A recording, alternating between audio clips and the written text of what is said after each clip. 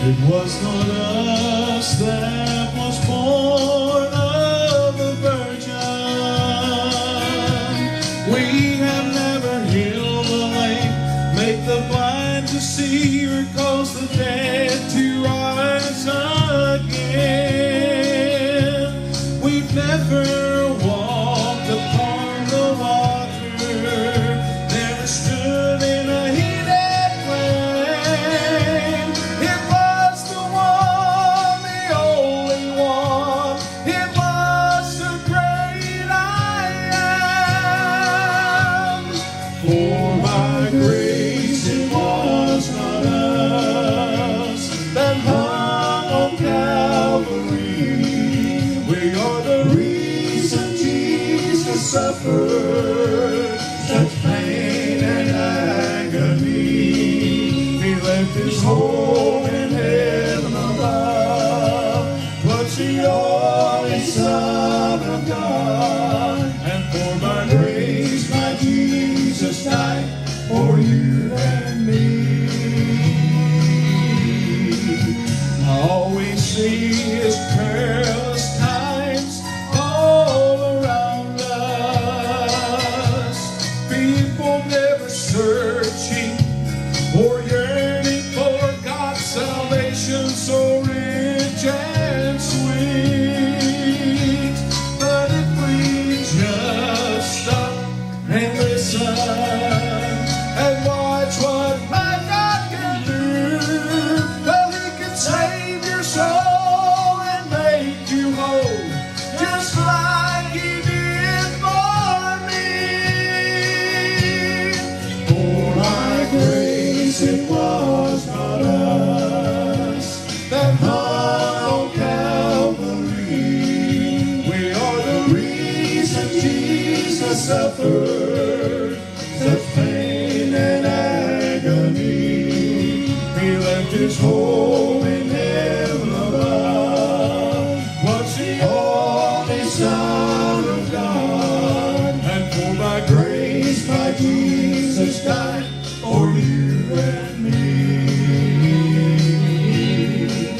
He left his home in heaven above, was the only Son of God. And for by grace my Jesus died for you and me. You and me.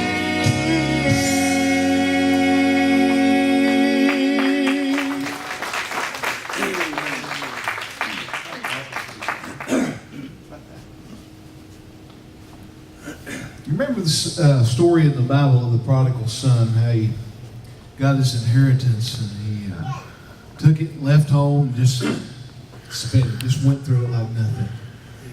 Found himself in the old pit with the old hogs.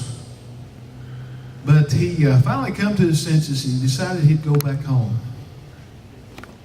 This next song's got a recitation that Brother Charles does in it that you're going to absolutely love. Has a similar story. A young man, he leaves home, but he comes back a changed man. Listen to this.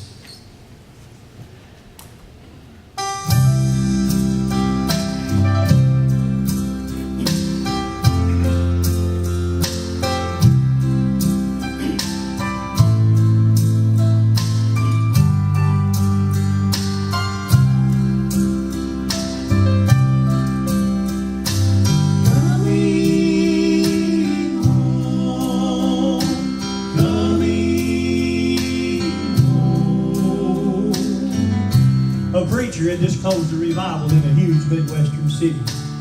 He stepped on the train heading home. He found himself seated beside a young man with nothing better to do. He tried to strike up a conversation with him about the weather or just things in general. Well, the old preacher man noticed that he didn't get an answer, and he turned to the young man and saw tears streaming down his face. He said, "Son, I'm a preacher. I'm a minister. I'll help you any way I can." Well, the young man, through his tears, proceeded to tell this story. He said, "Preacher, I got so mean back home. Why, he said Mom and Dad couldn't do anything with me. Why, he said, preacher, I even went as far as to strike my dad with my fist. My dad called me in one day and he said, son, we're going to have to ask you to leave home. Why, we can't do anything with you. He said, you're breaking your mama's heart. He said, preacher, I've wandered all over this country for the past 2 years. And he said, about 3 weeks ago, he said, I gave my heart and life to Jesus.